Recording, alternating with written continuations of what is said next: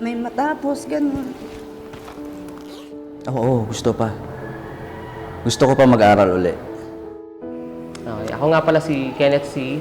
Ako ang District ALS Coordinator ng Malabon 4. Nag-start akong magturo ng ALS 2008.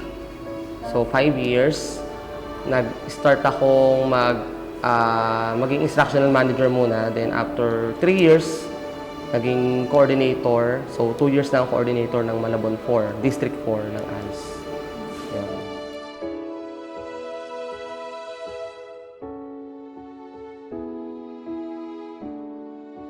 Mabanggit ko lang, ma'am, no? Nag-start ang ALS 2008, naging active nung mapalitan ng aming education supervisor ng ALS.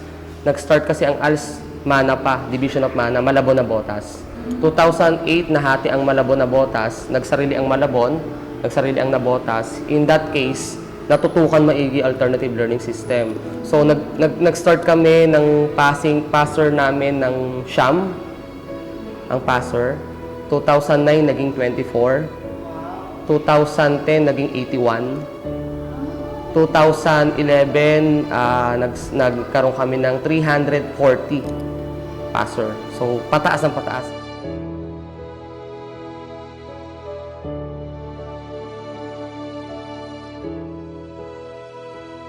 Lumalabas dun sa form kasi meron kami tinatawag na talaan sa pagpapatala, papipirmahan mo sa bata yan.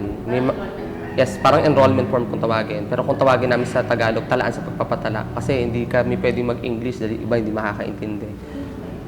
Dahil iba talaga, hirap. So, Tagalog yan, ginagay namin ng bata sa pagsagot din, although sila ang dapat magsulat. May mga reasons doon kung bakit sila tumigil sa pag-aaral. So, karamihan ng dahilan nila, hindi nawawala dyan kahirapan sa buhay. So, kahirapan sa buhay, ibig sabihin, kakulangan ng pamasahe, kakulangan ng pantustos sa pag-aaral. Pumapangalawa dyan, family problem. Problema sa pamilya. Kasama na dyan yung personal na problema. Kasi pag nagkaroon ng problema sa pamilya yung isang tao, ang nangyayari, sabi niya, nagkakaroon siya ng personal na problema. So, natututo yung bata na maglakwatsa, magbarkada. So, kasama yon. Sa mga babae, yung maagang pagbubuntis. May mga case kami rito na buntis kaya nag-ALS. May mga case kami bakit nag-ALS, nakulong, nagdroga, nakulong in a way, nagnakaw, nakapatay.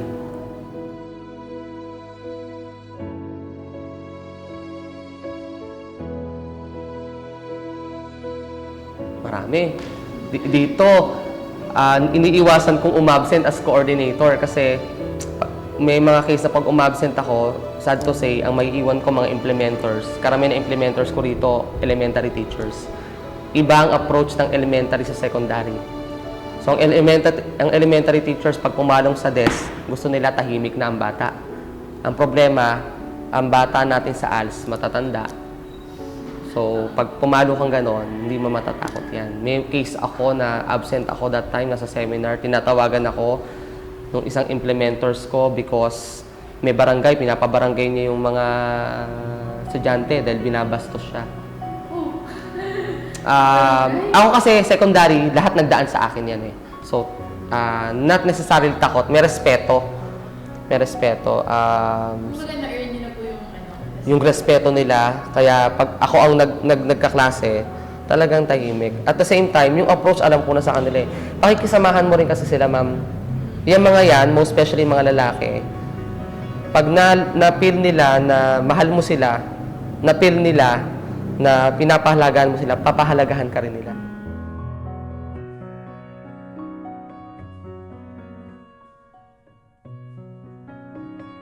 Pumasok, teacher ako sa private way back 2005. Nag-start ako as teacher sa private 2005 hanggang 2008.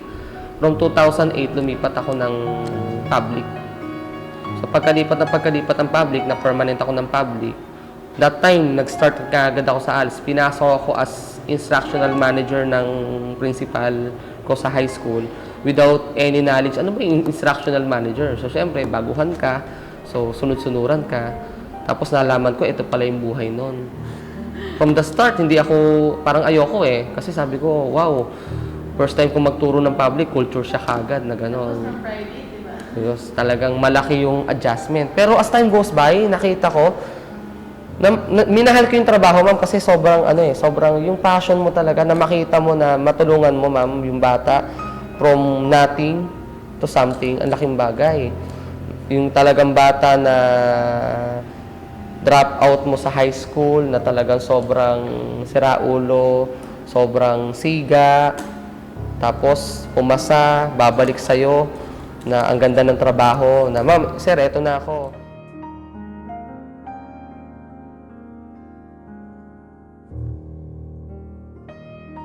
Pag umaattend kami ng bi-monthly conference, kasi we have our bi-monthly conference sa iba't ibang divisions sa buong NCR, nakakatuwa pag nakita mo yung best practice ng mga Division of Makati, Pasig, Pasay, Muntinlupa, even Valenzuela, ang ganda ng ALS sila ngayon. Lahat naman, even Dambotas, even Malabon. Pero pag nakita mo yung best practice nila, isa sa buhay kasi blood life ng ALS, syempre, yung implementers, at andyan. At the same time, service provider. Service provider, pwedeng NGOs, LGU, even private sector na magpo-provide, magpa-finance sa ALS, sa alternative learning system, malaking bagay. Kasi hindi biro ang financial support. Ako si Luz Biminda Castro.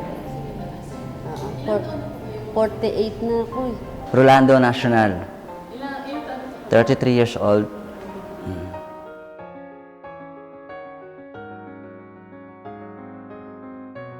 Parang nainganyo ako sa mga anak ko. Yung mga anak ko po, Ah, nag-ALS po ba sila or hindi? hindi. Diretsong... Formal school. Oo, formal school. Kasi willing kung makatapos din eh. Kasi kung sa pamumuhay na araw-araw parang nakakasawa eh. Parang wala na bang iba?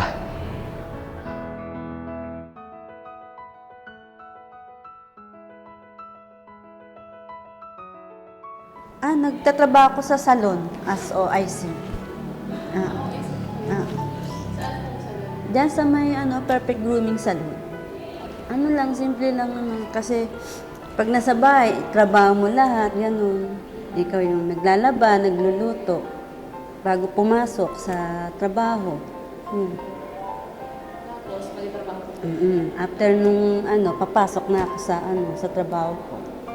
Yung ginagawa niyo, Nagtatato. mga artist. So, yun po yung araw-araw pumapasa kayo or hindi ba? Oo, ayun lang. Kapag walang masyadong tattoo, naghahanap ako ng ibang sideline.